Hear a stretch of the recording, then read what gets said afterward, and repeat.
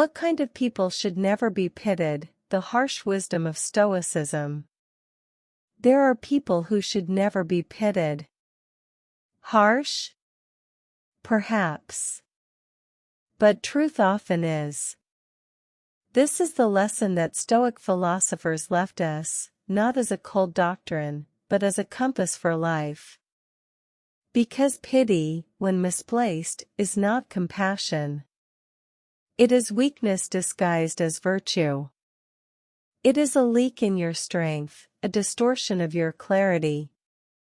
Today, we must talk about the cost of pity. The Stoic perspective on pity. To the Stoics, Marcus Aurelius, Epictetus, Seneca, emotions were not enemies, but neither were they rulers. They understood that emotions like pity, when unchecked, erode your inner fortress.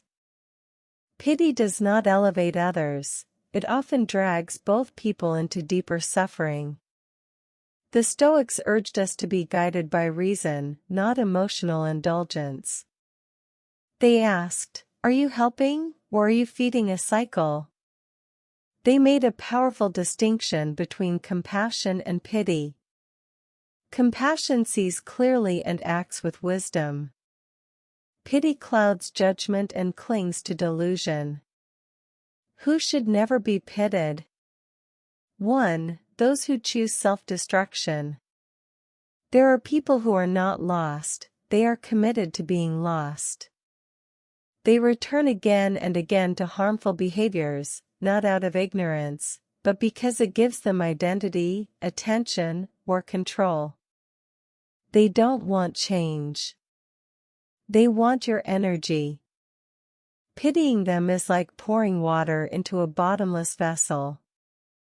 It doesn't save them. It empties you. 2. The perpetual victims.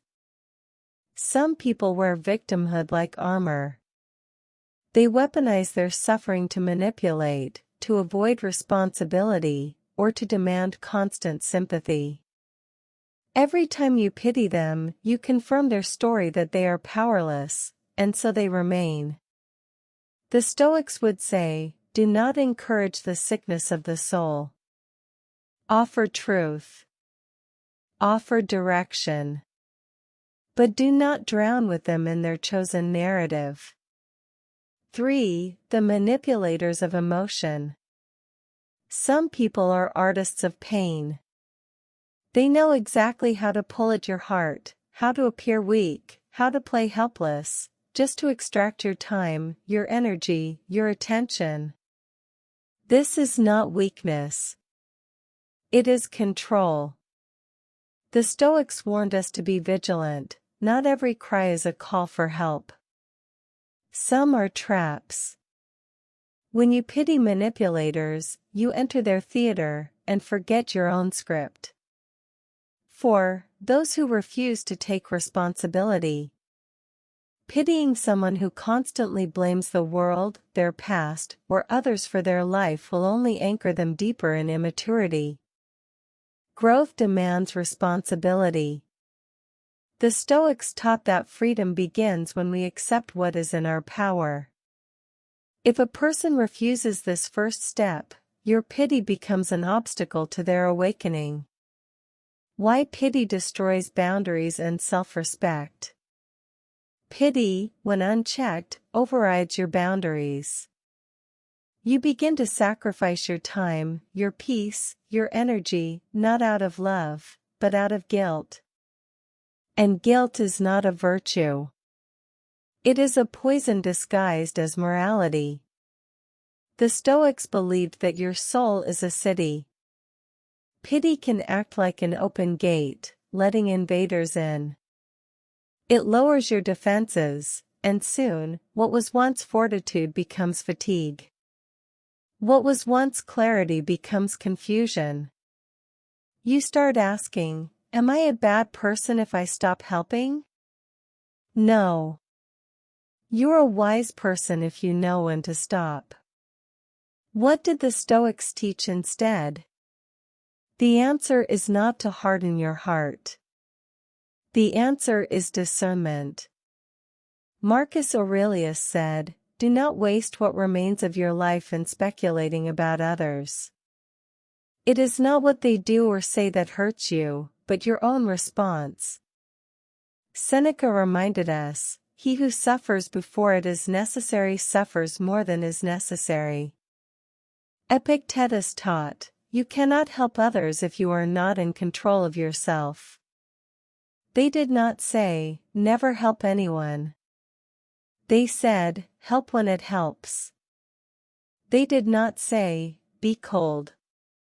They said, "Be free from the slavery of misplaced emotion."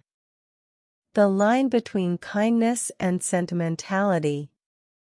True kindness is clarity. It does not enable weakness. It strengthens others by telling them the truth, by holding them capable, by respecting their potential, not their excuses. Sentimentality, on the other hand, is ego wrapped in compassion. It's the illusion that we are saving someone, when in fact, we are saving ourselves from the discomfort of watching them struggle. But not all struggle is bad. Some is necessary. Some is the very fire that forges strength. A final word: preserve your fortress. The Stoics did not live in ivory towers. They lived in the heart of empires, in the face of loss, betrayal, pain. Yet they left us a blueprint: preserve your inner citadel. Let reason guide your actions. Help, but don't pity.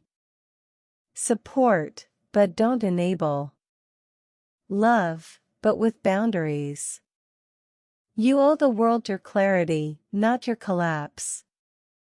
So ask yourself, does this person want to rise, or do they want me to fall with them? Your answer will tell you everything.